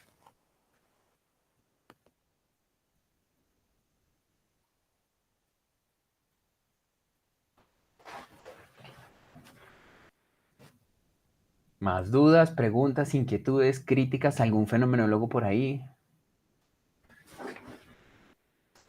En una sesión anterior, Alejandro presentó María Clara sobre algo muy parecido. Por eso decidí presentar esto. Fue una lástima que hoy no pudiese venir, pero ya luego tendré oportunidad, justamente porque ella sí trata de hacer este punto. Y la respuesta es, como usted lo dijo, yo se la tengo más fácil, solo acépteme el aparato conceptual. Y es, sí, de acuerdo, todo bien. Sí, claro, es casi que un axioma del aparato conceptual, entonces, pues, así, obvio sale. Yo puedo seguir, voy a aprovechar para hacerle otra pregunta sobre lo que dijo David, que es que me pareció, me pareció una esquivada de bala muy rápida. Y Como es, deben ser. Venga, hermano, si no esquiva las bolas rápidas, no está esquivando las balas. hay Esquivar una bala con el cuerpo, no. hay No que blindar esquivarla. la teoría, hay que blindarla, no solo volverla ágil, sino blindarla. Pero es lo siguiente, uno puede decir como, hay un montón de cosas digamos, no parece hacerle mucha fuerza, no parece violentar la intuición, decir que hay un conjunto de creencias irracionales, ¿sí? Por ejemplo, la somatoparafrenia, que durante mucho tiempo la trataron de la mano con algo que se llama el síndrome de Goddard, Ujú. que claramente tiene creencias irracionales donde las personas creen, manifiestan, reportan la creencia de que están muertos, que están en proceso de descomposición. ¿Sí? Entonces, durante mucho tiempo la somatoparafrenia y el síndrome de Goddard estuvieron tratados como un mismo constructo clínico y luego comenzaron a separarla. Pero la razón por la que la separaron no es la razón que adujo ¿Me usted hace un gustaría? momento. Eh, Porque uno podría, digamos, como yo lo entendí, usted me corrige si no lo entendí bien, es como, mire, lo que pasa es que tenemos un cierto tipo de creencias, por ejemplo, que son las creencias perceptuales, y queremos dar una explicación, utilizar el término, una explicación como fundamental de cosas como las creencias perceptuales. Entonces, para que la explicación no sea circular, eh, entonces, pues necesitamos darle ese rol a la percepción, ¿sí? Que sea la percepción la que fundamente las creencias, ¿no? Pero alguien que fuera así antifundacionalista radical diría, no, pues mala suerte, ¿sí? Digamos, tenemos una serie de creencias que llamamos perceptuales, pero son creencias y ya, creencias y punto, y tenemos solo las creencias y no necesitamos como un nivel fundamental para explicar las creencias perceptuales. Y digo yo, la razón por la que comenzaron a tratar por aparte el síndrome de Goddard y la somatoparafrenia fue porque la diferencia entre, sí, digamos, como el síndrome de Goddard lo tratan como un caso de delirio, ¿sí? Una delusion. Es como un delirio y por lo menos los psicólogos, los neuropsicólogos, ellos diferencian como el caso de illusions o y los de delusions, ¿no? En este caso es un delirio, es una creencia falsa, irracional, ¿sí? Incoherente, y lo que parece es que los pacientes con somatoparafrenia no tienen un delirio, ¿sí? Ellos, parece que unos tests ahí sobre creencias incoherentes, y ellos parece que son racionalmente consistentes, y por eso se piensa, o por eso piensan los neuropsicólogos, que ahí lo que hay es algo que no es una delusion, un delirio, sino un asunto que ya es de nivel experiencial.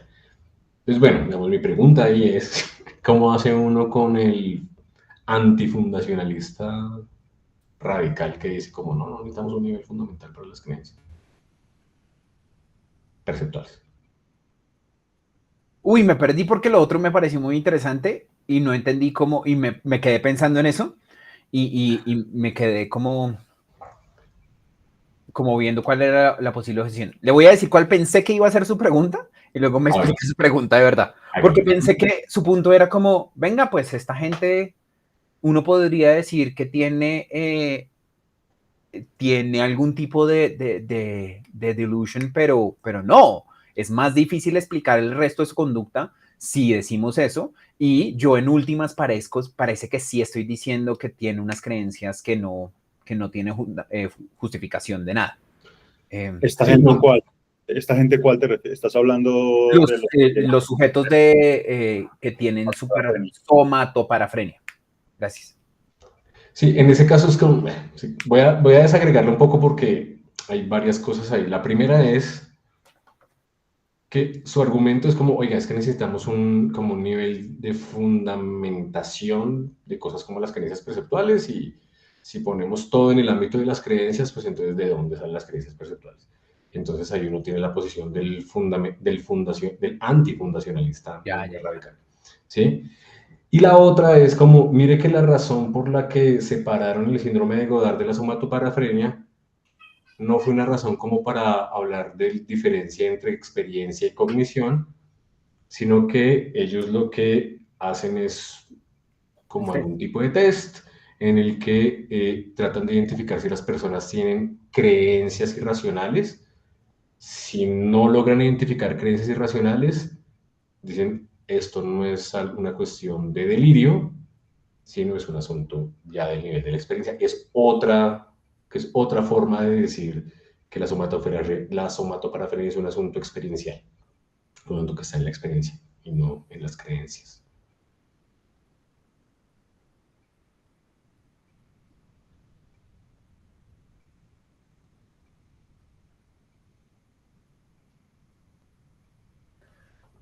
No, sigo sin entender lo del fundacionalismo, pero... Así que de pronto uno no necesita diferenciar percepción y creencias, como, no, ponga todo en el nivel de las creencias. Ya, sí. De que todo en términos cognitivos.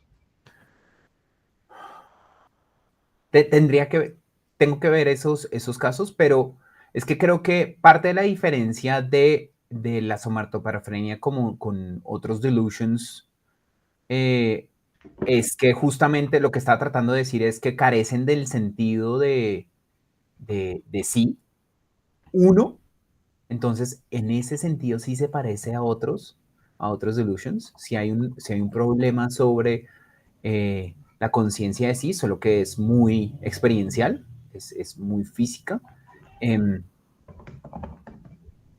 Y tengo que ver los reportes. Es que en muchos de los reportes también es como raro porque deciden si es la nieta, la prótesis, la sobrina, que ahí tendríamos que ver cómo exactamente cómo es que funcionan esas cosas, sobre todo porque con estos reportes siempre es como extraño a ver si de verdad los estaban pullando para que dijeran algo o qué. Entonces, esa como primero le encargo luego las referencias de esa historia, me parece muy chévere verlo. Pero yo sí creo que hay una diferencia entre lo perceptual. En el caso de la somatoparafrenia, sí es perceptual.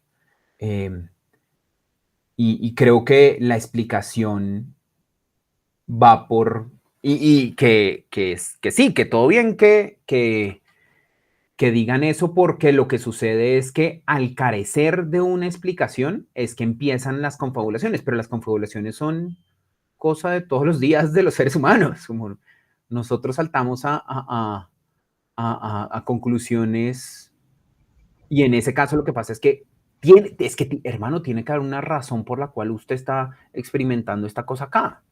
Esa necesidad me parece más buena, pero esto sí es pura especulación de la gente.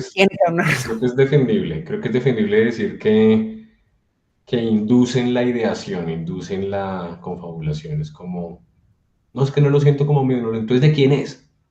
No me regañe, no, es de mi sobrina o de mi nieta. Sí, también, pero el ejemplo que me gusta a mí es el de la prótesis que está allá. Ese me parece que causa problemas, pero eso es lo que tengo que ver. Me parece un buen caso para mirarlo como los reportes, mirar a ver si puede ayudar o no a dar evidencia en favor de esta hipótesis, porque parte del poder de la hipótesis es que es sencillo, no estamos postulando un sentido de pertenencia ni lo afectivo, sino únicamente en virtud de la concepción que tenemos del espacio. Y ya ahí es donde viene la elaboración conceptual, pero el fenómeno básico es, ahí hay algo raro con la manera en que se está relacionando en la percepción y la percepción del espacio. Por eso es que es interesante el caso de la somatoperfenia, porque parece que sí tiene concepción del espacio, pero el punto es sí, pero no, y tratar de matizar el sentido en que no. Pero, insisto, eso dependería de tratar de elaborar y revisar los casos. Me voy con esas inquietudes.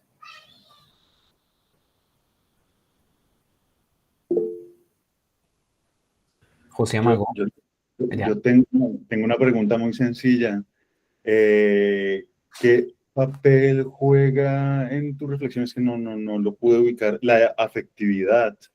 Por ejemplo, en el caso de la ilusión de la mano de goma, es evidente que que hay algún tipo de afectividad allí involucrado. Pero, y en general, al menos intuitivamente, bueno, y hay autores que lo defienden como Damasio, la afectividad juega un papel importante en el reconocimiento del propio sujeto, y acá hay como una teoría que deja completamente de lado la afectividad y pareciera sostenerse sobre una tradición racionalista, como de cognición puramente de talante racionalista. ¿Qué onda con la afectividad? ¿Por qué no se la toca? La respuesta es sí. Ya la respuesta más larga. En el caso de la mano de goma, tengo que cambiar el video, tengo que poner a uno de mis estudiantes, porque cada vez que lo replico, cuando uno lo replica, es mucho más débil, es muchísimo más débil de lo que muestran todos estos ejemplos. Es mucho más sutil, es súper frágil, tengo que concentrarme y ellos llegan como ay, no es tan fuerte. Y no hay ese desarrollo de afectividad, no hay nada, porque, y más o menos yo lo que hago es, saco la mano de goma, les pregunto, ¿esta es su mano? Claramente no, les enfatizo todo lo contrario. Y luego les pido que la manera en que yo les hago también es que sin mano de goma, si alguien viene con un martillo cerca de mí, yo igual me voy a zarar, independientemente de que sea mi mano o no. Entonces eso también va a depender de muchas otras cosas. Yo la manera en que he decidido hacer esto es pidiéndole que me apunte dónde está su mano con la otra mano. Apúnteme dónde les estoy tocando. Y entonces, porque al principio les preguntaba, dígame dónde le estoy tocando. Y me decían en el dedo. Y yo, no funciona porque no sé cuál dedo me están diciendo. Pero cuando les digo apunten, apuntan a la mano de goma. Como que estamos hablando así, ¡pum! Y ahí no se está dando, como te decía, todo este aparato del susto y la afectividad que puede ser mucho más enredado, sobre todo con este ejemplo, con el GIF que pongo.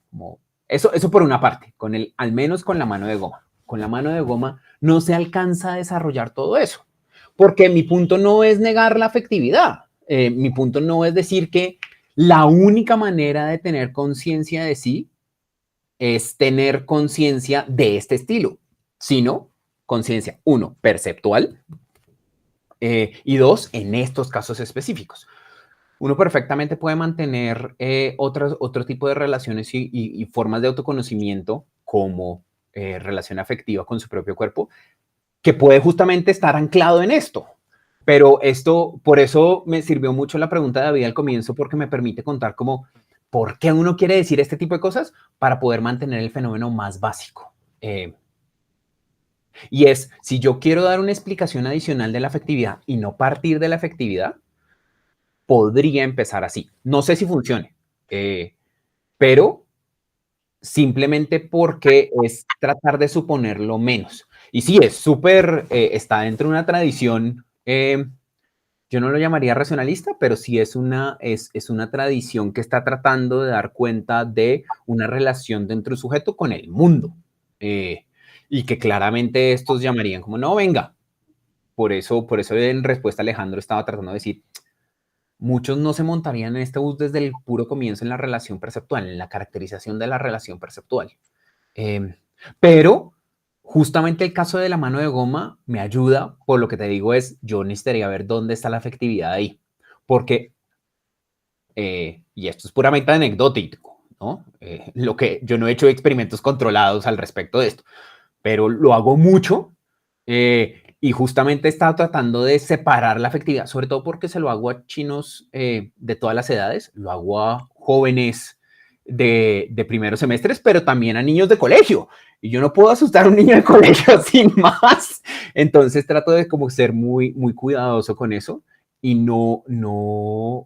y sí me gustaría, si alguien conoce como la relación de la afectividad más fuerte, sí me gustaría. Eso lo tengo presente como en De Viñemón en las partes ya donde es más positiva su aproximación, pero como me estoy bajando de ese bus antes, de no tratar de explicarlo en términos de algo más, estoy nada más como en este momento a la defensiva.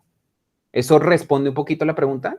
Sí, sí, totalmente. Solo que me parece raro ese aparato cognitivo en el que no haya afectividad, porque la percepción, digo yo, al menos intuitivamente, pareciera, por ejemplo, que tiene como función principal permitirnos seguir los rastros en el entorno y de manera muy básica proteger nuestro espacio corporal, nuestro cuerpo, ¿no?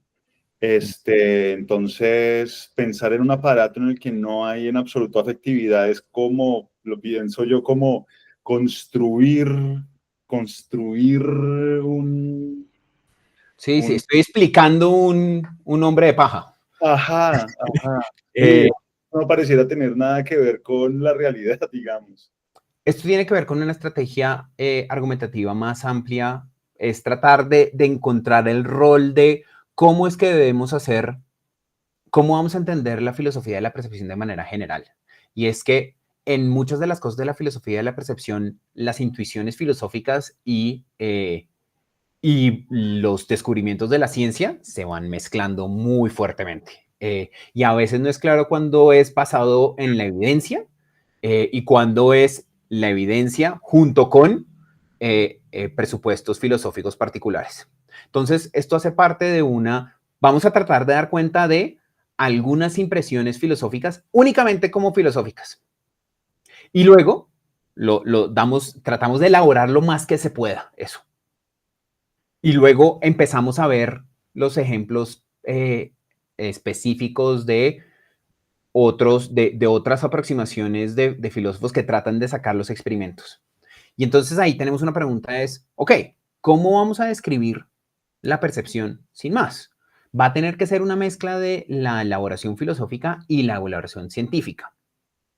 Pero el propósito de este lado es tratar de describir, por ejemplo, muchas de las intuiciones que tenían estos filósofos del siglo pasado, tratando de explicar qualias y relaciones conscientes, dándoles una herramienta para tratar de elevar lo más que se pueda y luego decir, ok, listo, vamos a mirar cómo corroboramos eso o no con la ciencia, pero tratar de separarlo para poder mirar su máximo poder y hasta dónde no va. ¿Qué es lo que pasa con las aproximaciones de Damasio o con los enactivistas? Que esto todo está mezclado y uno no sabe dónde está la evidencia científica y dónde está también los presupuestos filosóficos también. Y eso es duro. Entonces también por eso viene con una apuesta metodológica de vamos a tratar de mantener comillas lo filosófico, aunque el punto sí es, no vamos a pensar que esto es la última palabra.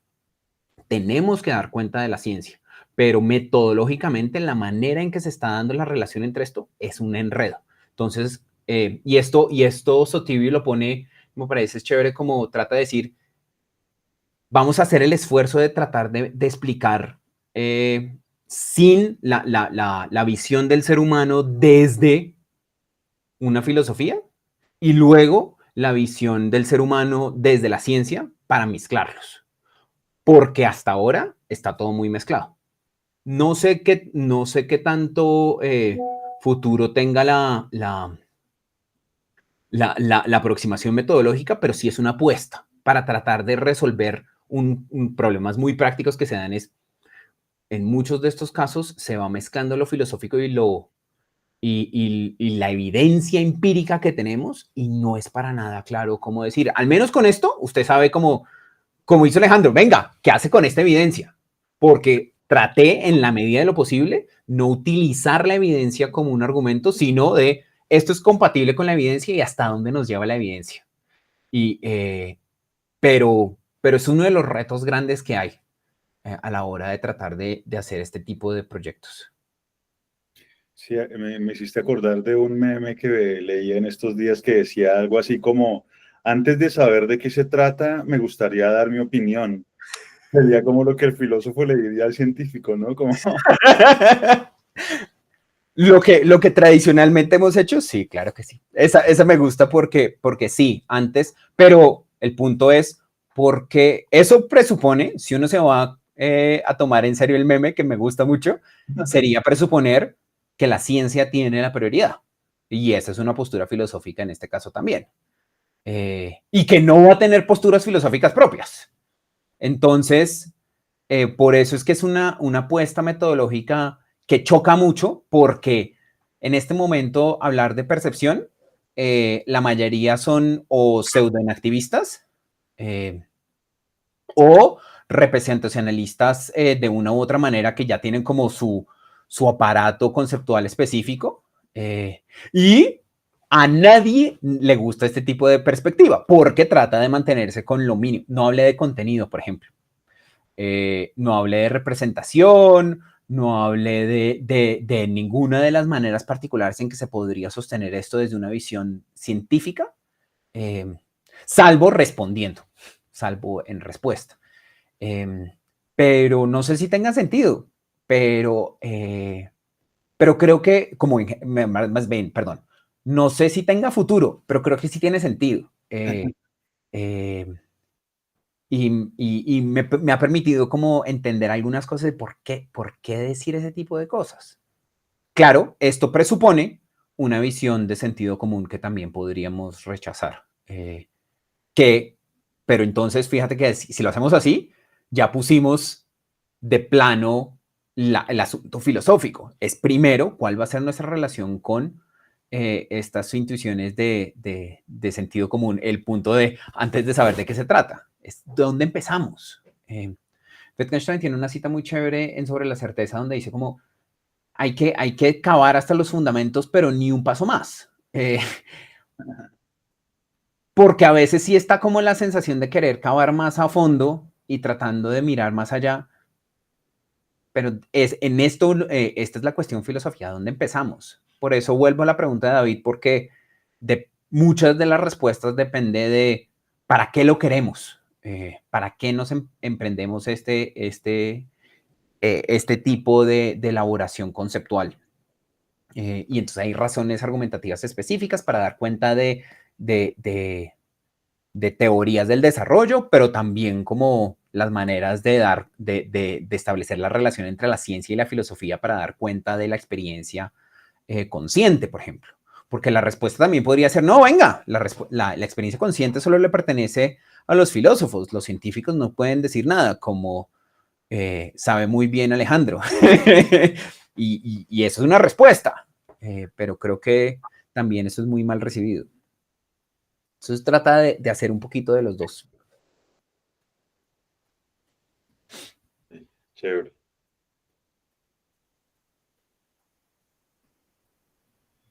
Muchas gracias. Creo que nos quedan 10 minutos. Yo quisiera hacer otra pregunta, que es una pregunta muy especulativa, pero curiosidad. Entonces, Juan, si yo entendí bien, tú respondiste a la pregunta de si tenemos experiencia de nosotros mismos en tantos sujetos, diciendo sí, y tenemos experiencia como límites. Quería preguntarte lo siguiente. Entonces, esa es tu tesis. ¿Cabe la posibilidad de tener experiencia los objetos sin tener ese tipo de experiencia de nosotros mismos como la estás caracterizando? Es decir, esa, según tu propuesta, es la experiencia que tenemos los seres humanos adultos, pero habrá casos en que está ausente el elemento del sujeto. quizá en el desarrollo, cuando somos más pequeños, o quizá en otras especies, o quizá en casos patológicos de adultos que tienen algún tipo de patología. Sí, sí, sí, la somatoparafrenia justamente es uno de esos, donde justamente hay un problema ahí con la manera en que se da esa percepción. Y también en el punto del desarrollo, también sería interesante ver, justamente porque esto es algo, para explicar la línea del desarrollo, tendríamos que ver cómo la atención conjunta, en el caso particular de la atención conjunta, alrededor de este momento de 3 y 4 años, donde es que empezamos a tener esto, algo pasa. Carrasco creo que es quien hace eso y trata de ver cómo la atención, no hay exactamente atención conjunta con chimpancés, hay como le agarro la atención para que usted atienda allá, pero no hay atención de los dos al mismo tiempo para ver. Entonces, el ejemplo es el chimpancé que le jala la mano al cuidador para que luego le apunte al banano. Él le está secuestrando la atención, casi. Se la está guiando, pero no es un caso donde, como en la atención conjunta, es más, está integrado al fenómeno perceptual.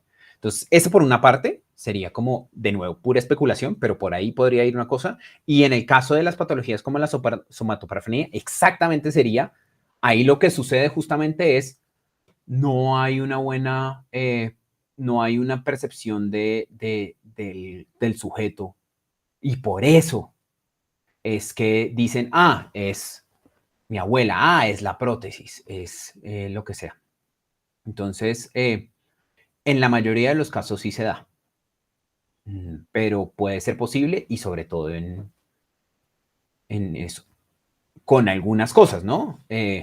Yo puedo limitar mi campo visual, lo acabo de hacer, pero si limito por completo mi campo visual no voy a tener nada. Entonces tiene que ser cuestión de grado, no tiene que ser, no puede ser completa ausencia de cualquier forma del sujeto. Por eso el caso de la somatoparafrenia, sí tienen sensación en la mano, o sea, sí hay algo de conciencia, pero no hay conciencia del todo porque carece del sentido de por qué, de que esta es la mano, qué es, porque esa es mi mano, el sentido de pertenencia. Pero insisto, tiene que haber algo y el análogo es el de las manos, el de taparse los ojos. Una contrapregunta rápida antes de darle la palabra a Andrés Felipe. Pero en el caso de esos pacientes de somatoparafrenia, quizá lo que está ocurriendo es que su sistema de conciencia corporal es defectuoso, pero parcialmente, supongo. Imagino que ellos quizá les cuesta como tener una percepción correcta de lo que ocurre con una mano, pero tal vez con la pierna sí tienen una conciencia corporal normal. Entonces, digamos, no está completamente ausente el elemento del Sí, por eso digo que es gradual. Uh-huh. Si fuese completa, sería taparse los ojos y esperar ver algo, no, hermano.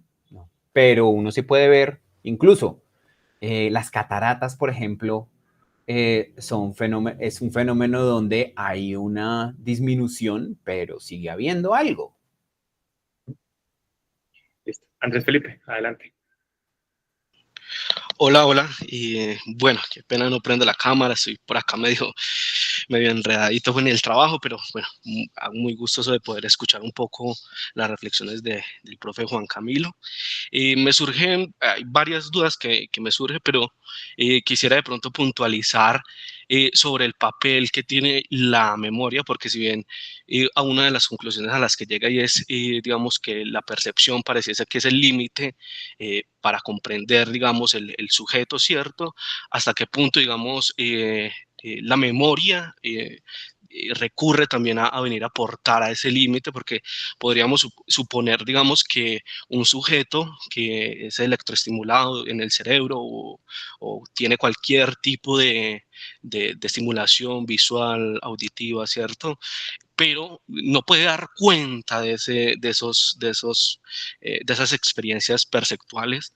Entonces, el papel de la memoria, ¿cómo cuál sería allí, ¿cierto? Es decir, no solamente en la memoria, digamos, o suponer una memoria individual, sino el ejercicio de una memoria colectiva, es decir, y si a partir de un poco experiencias de nuestros antepasados, relatos históricos de nuestras culturas, afrontamos formas de percibir y por tanto de configuración del sí mismo. Menos mal era una pregunta cortica y fácil de responder, como para responder en 2 segundos. Comparto pantalla también porque es más fácil. Esto mezcla, esa pregunta lo que muestras es, hay un montón de cosas que vienen con la representación de sí mismo. Y este es un modelito de Longo, creo que es. Debí haber copiado la referencia en la imagen. Donde trata de señalar como una posible manera de orientarse a la hora de tratar de concebir las maneras en que nosotros tenemos, el vocabulario que utiliza él es de representaciones del cuerpo. Entonces hay unas que son perceptuales y súper explícitas, otras que son implícitas y perceptuales, otras que involucran conceptos y son explícitas o implícitas. Y entonces uno podría hacer como eso que acabas de decir, es para un sujeto, y hacerlo en el eje Z y mirar cómo va a ser la relación también conceptual con otros y hacemos un mapa súper elaborado de cómo se concibe un sujeto. Está bien. Por eso mi respuesta acá siempre es tratar de mirar, ok, listo, hay muchísimas maneras. Y una aproximación es tratar de mirar cuál va a ser una sencilla. Y entonces hay filósofos que creemos que la percepción tiene un rol especial en la explicación de la cognición en general. Entonces, por eso es que nos gusta la percepción. Pero de la percepción hay una variedad de maneras de hacerlo. Entonces, la apuesta en este caso ha sido de la manera más, comillas, sencilla en el sentido en que trata de apelar a menor cantidad de elementos, pero conceptualmente requiere de otro montón de aparatos para tratar de dar cuenta de la concepción de una manera de acercarse a la conciencia de sí. Entonces, lo que me presentas podría ser también interesante ver cómo este mapa se extiende y sobre todo se relaciona con otros. Sobre todo porque también creo que tiene un rol para la cognición social, porque justamente la manera en que primero, como le decía en respuesta a la pregunta de David, las maneras más sencillas, básicas y fundamentales de cognición social es la atención conjunta, es la presencia con otro, la mutua presencia de otro en un fenómeno perceptual y mirar a ver cómo a partir de eso tenemos fenómenos de memoria. Hay cosas muy chéveres que se podrían hacer de ahí. Las cosas chéveres no las hago yo. A mí me gusta como las cosas, como decía José, como antes de empezar a saber qué más le hacemos, quiero decir algo. Antes de empezar a hacer todas esas cosas chéveres, quiero tratar de mirar el punto más pequeño, la base del fundamento y no ir más allá, pero también tratando de encontrar una herramienta útil para tratar de dar cuenta de fenómenos mentales basado en la percepción, como decía, tratando de entender que la percepción es fundamental. Hay filósofos que no aceptan eso, ¿no? Y un poquito lo que estaba diciendo José es, no, venga, ¿por qué estamos aceptando que la percepción de esa manera es lo más fundamental? Hay otras maneras de entenderlo, hay unas maneras que ya involucran otros fenómenos mentales y es muy importante. Esta es una apuesta particular, por eso la presentación, si se dieron cuenta, era como muy específica de tratar de mostrar límites, pero las preguntas han sido de tratar de dar cuenta de cómo esto está dentro del marco general. Y eso está dentro del diseño. Entonces, con esto no respondo a la pregunta, pero trato de decir algo al respecto. Muchas gracias, Andrés Felipe. Bueno, infortunadamente se agotó el tiempo. Juan Camilo, muchas gracias por haberte conectado hoy, muchas gracias por tu charla y por haber respondido con paciencia nuestras preguntas. Antes de que nos desconectemos, quiero anunciar que todavía nos queda una charla más del ciclo, que será a finales de este mes, el 29 de noviembre, y la charla la impartirá Felipe de Brigar. Entonces están todos invitados a conectarse ese día. Dicho eso, entonces me despido. Muchas gracias a todos por haberse conectado y nos veremos la próxima vez. Muchísimas gracias. Hasta luego, muchas gracias. Buena tarde, buena noche. Chao. Gracias, Juan Camilo. Muchas gracias.